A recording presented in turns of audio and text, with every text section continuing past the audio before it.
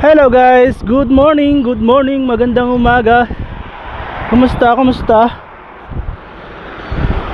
Papasok ako ngayon ng trabaho and nagbike lang ako. At ginamit ko rin yung wireless microphone by Full Aim.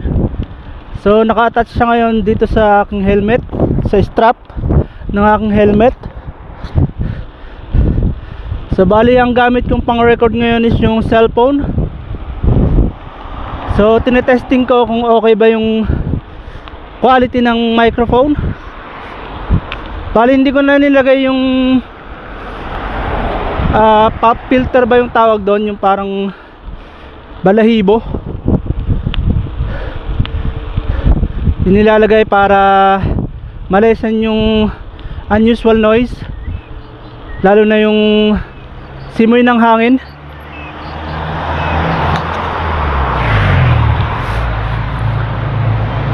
So bale yan yung quality ng Full Aim microphone.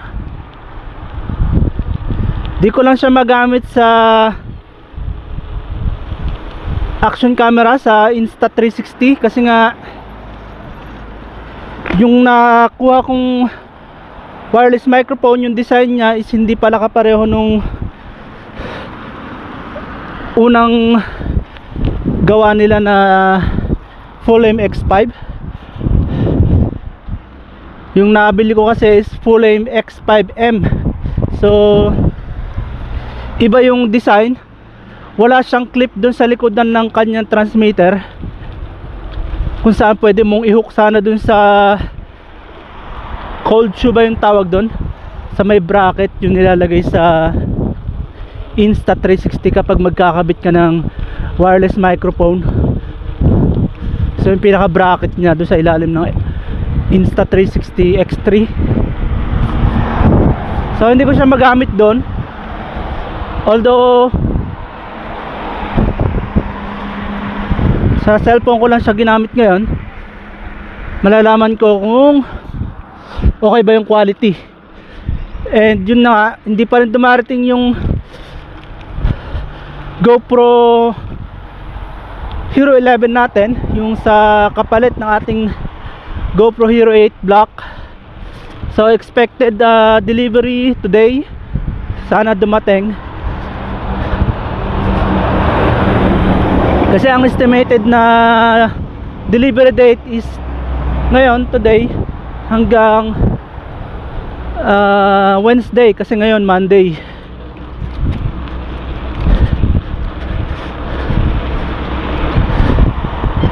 And kapag sa action camera ko kasi gagamitin tong wireless microphone, kailangan ko pang bumili ng cord para sa microphone, yung connection nya. Hindi mo kasi pwedeng i-salpak yung transmitter directly dun sa action camera. So may kailangan ka pang bilhin na mic adapter. So sa cellphone ko lang muna magagamit tong wireless microphone natin by Full Aim. And kaya maliit lang din yung view ng video kasi nga naka front camera tayo.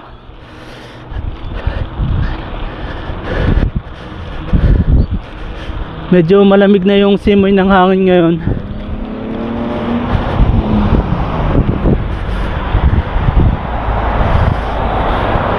And then malapit na rin ako sa work. Ayan, dahil nga sa lumalamig na yung panahon, nag-i-start na naman yung sipon.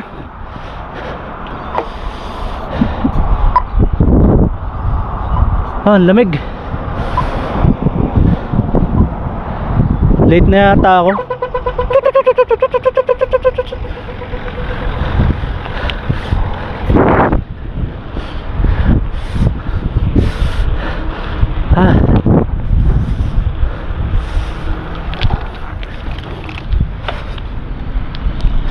So na-excite ako doon sa pagdating ng GoPro Hero 11 natin, yung kapalit ng GoPro Hero 8 Black, kasi mas upgraded na yun. Hopefully lang wala siya maging problema, kasi may mga pagkakataon din kasi na kahit na bago yung camera is nagkakaroon din ng problema, factory defect, ika nga. Good morning, Jessie.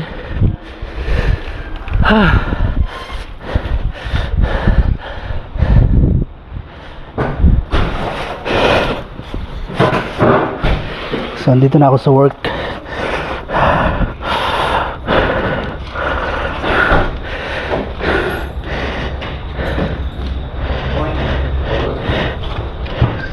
Good morning.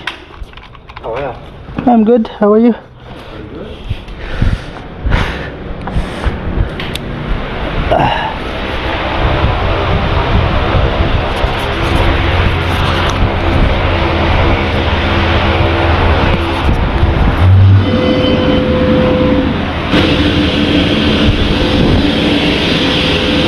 So ayan guys, see you ulit mamaya sa biyahe kapag pauwi na.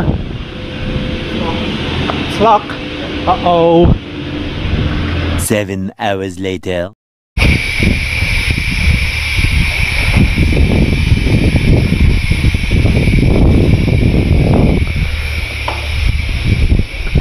Hello guys. Ayan, uwian na naman. Nakatapos na naman ang isang araw ng work. At ayan, pauwi na. And kung mapapansin nyo, napakakulimlim. Napakakulimlim. So gamit pa rin natin yung camera pang record at yung wireless microphone.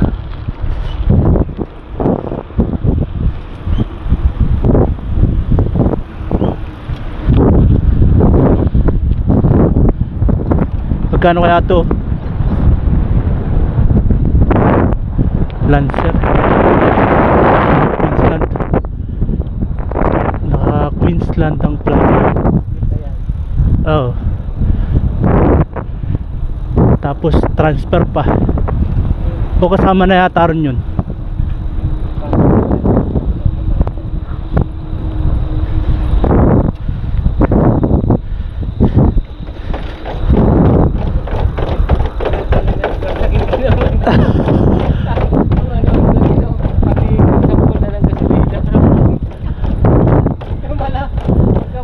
Ba't nakababa yung ano? Yung harness? Yun lang. Kahit maganda nga yun pag mahaba yung harness eh. Maganda nga yun pag mahaba yung harness. Pagka ako hindi ko na tinuhugot eh sa coil eh. Oo. Yung Corolla kanina, ganun ang ginawa ko. Palit spark plug yun eh. Oo. Hindi malilito kasi isa eh.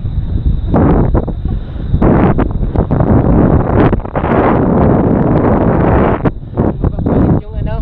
Ba't ano na bang number ang nagkapalit? 1 at 2. 1 at 2. Yun, nagkaka na lang yung 3 pack. Hindi kaya.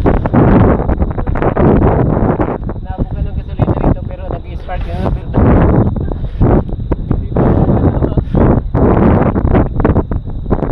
Ibobya na nata kasi sa spark plug yun eh. Kaya nung una, di ba, nabasag yung ano?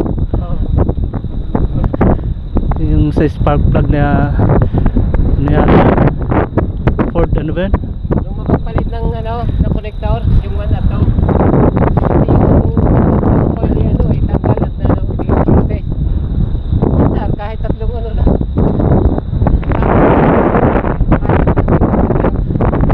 Under siya kaso ano, pero okay na.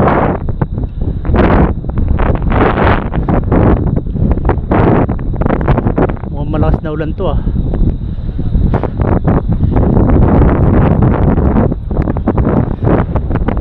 Ang lamig.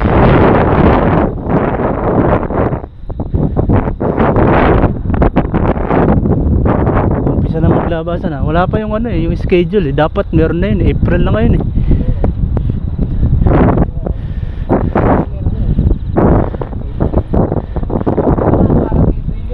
April yun. Kasi hindi ang May at June, ano na eh.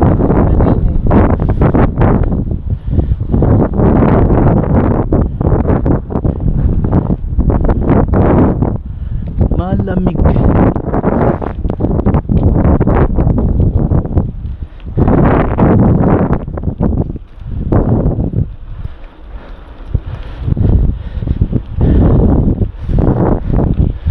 So bali yung pinag-uusapan namin is yung labasan ng waste, mga bulk waste, kasi taga council lang magkukolek yung mga gamit na hindi mo na ginagamit sa bahay, yung mga bulky, for example yung mga bed, sofa, pwede mong ilabas yung mga yun, tapos council nang magpipick up. Kasi pagka hindi mo tinapon yon ng within sa schedule ng collection ng mga bulky waste, kailangan mo magbayad sa council para hakutin yung mga gamit na yun at itapon sa waste management, yung tambakan ng basura.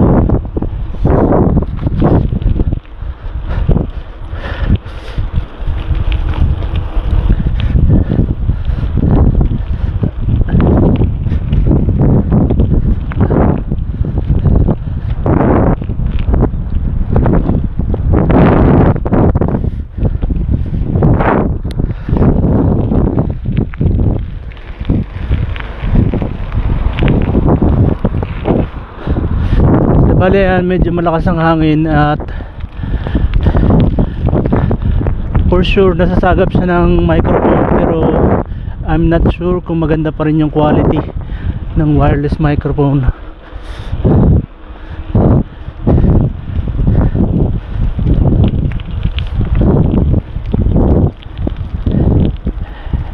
And update nga pala dun sa GoPro camera, na-deliver na siya kanina. Hindi ko lang alam kung nasa bahay, sa mailbox, or dun sa post office. Baka dinala doon kasi walang tao sa bahay. Pero yun, as expected, dumating nga siya today, Monday.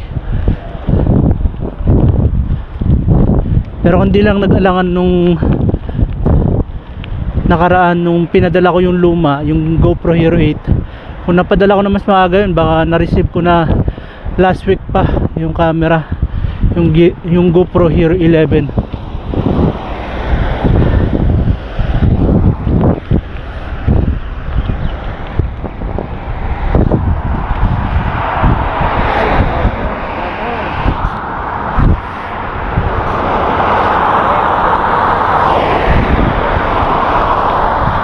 Pasok. Bukas pa pala yung tingin na yun. Kala ko hindi na. Bukas pa yun, hindi naman nagsara. Lagi lang mukhang sarado kasi yung ano, kurtina niya, transparent na kurtina.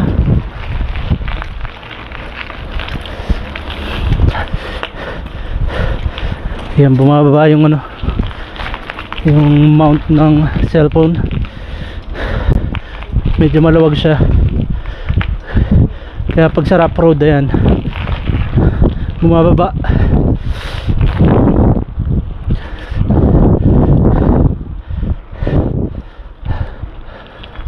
Wala pa ring lifter rin sa baro ah.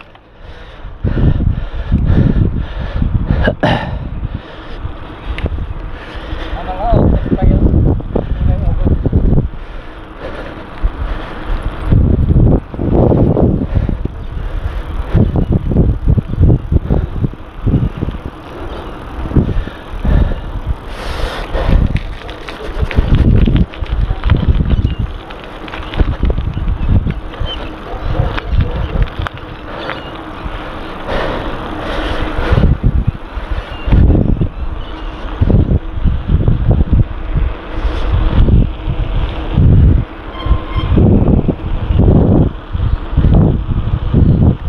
So tatry ko naman na i-off yung microphone. Tingnan natin yung diferensya ng merong microphone at yung built-in microphone ng cellphone, kung ano yung pagkakaiba. So i-off ko siya ngayon. Yan, naka-off na.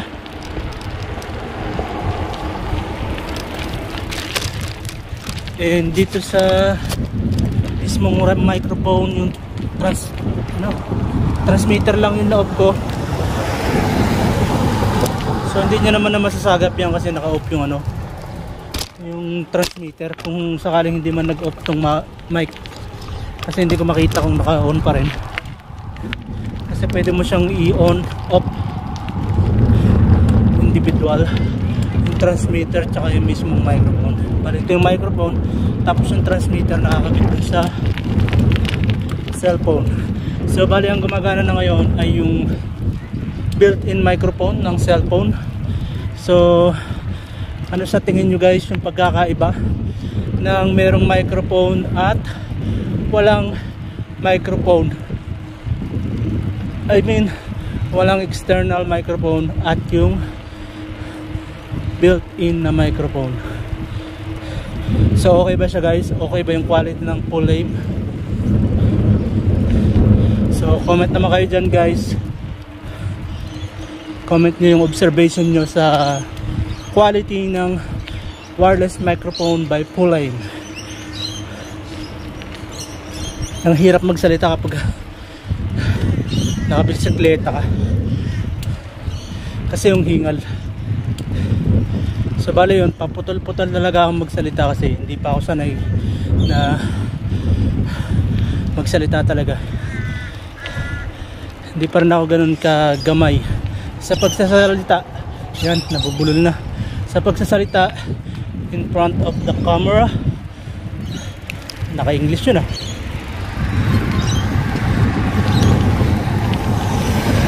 So bale yan guys, malapit na kami sa bahay and malalaman ko kung saan nilagay yung aking parcel. Ako nandito.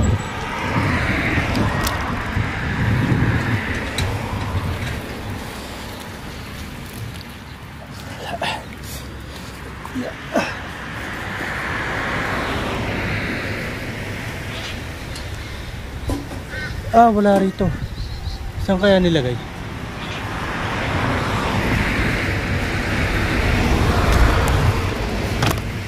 Yun, nandun sa harap. Nasa harap yung parcel.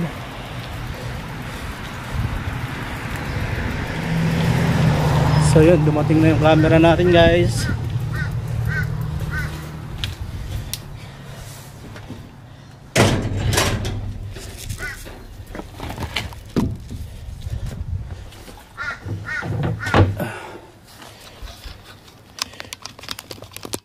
Yeah.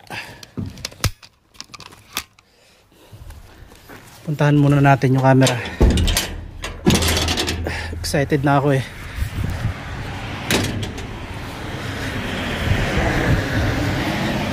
So naka front camera pala tayo ngayon. Ayun dumating na guys. Sa harap ng pinto.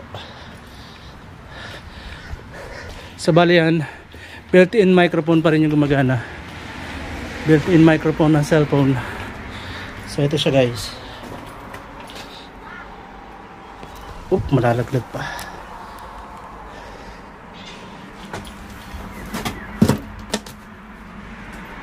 Yun dumating ng parcel. So gagawin ko na lang siya ng panibagong video unboxing para hindi na masyado mahaba itong video. Gagawin ko na lang siya ng separate na unboxing guys. So hanggang dito na lamang and maraming salamat sa panonood and see you on the next one. Bye!